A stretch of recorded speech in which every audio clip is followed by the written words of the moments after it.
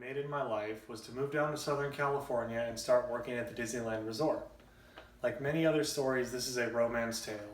My girlfriend Janelle and I had been dating long distance for about a year. Everything was going well, but we knew that we needed a change and one of us needed to move closer to the other. One Tuesday night, we talked about it for a long time and decided that she was going to move back up to Sacramento to continue our lives here. The next day, everything changed. She had applied to the Disneyland Resort a couple months prior to work in their hair and makeup program, but never heard anything back.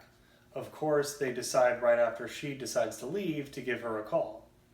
I can still remember hearing her nerves over the phone when she told me about it, because she had just agreed to move back up north.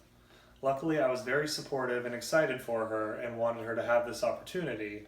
Therefore, I agreed to move down to Southern California with her. Since I was moving down there, she told me I should also apply to the park and we'll see what happens.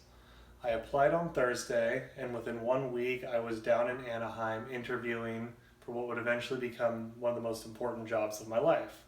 They hired me on the spot. I was very excited to start my new life with Janelle.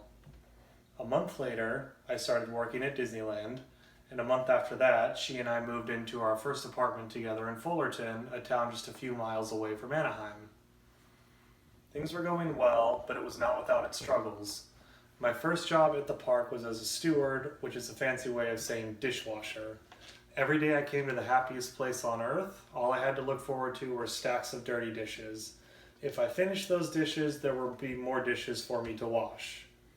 It was very tedious, monotonous work, and it ended up taking its toll on me. What also was difficult is that financially I wasn't making enough to make ends meet, as I was only getting 3 to 4 shifts a week at the park. I started taking multiple other odd jobs, trying to make ends meet every single month.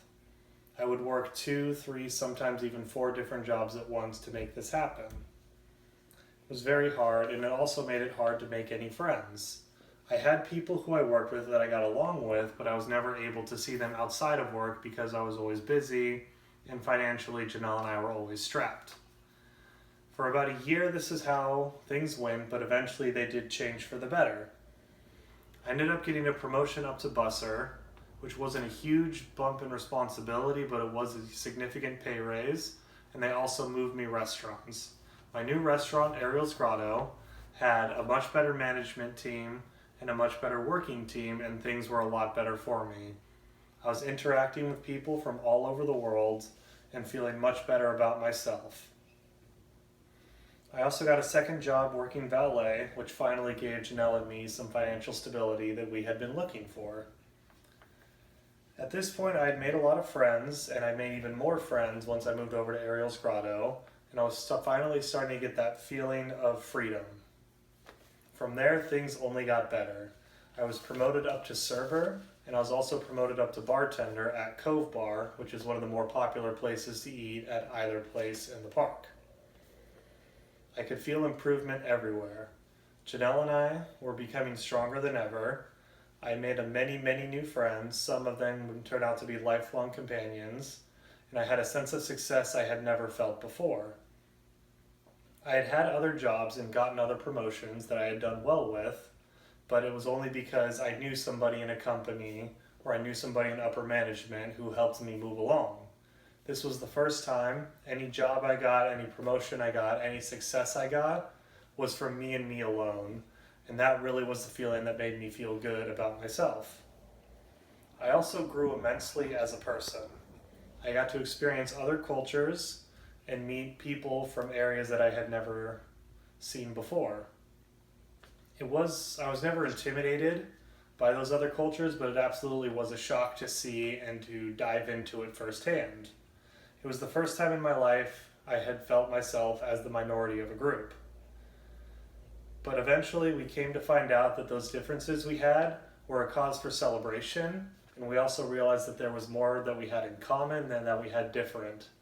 We all listened to the same styles of music, we all enjoyed the same sports, although we definitely didn't root for the same teams, and we liked the same foods. For the most part, I still handle spice like a wuss.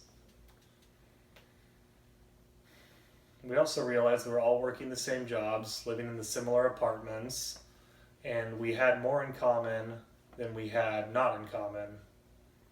And that truly helped me feel at home as well.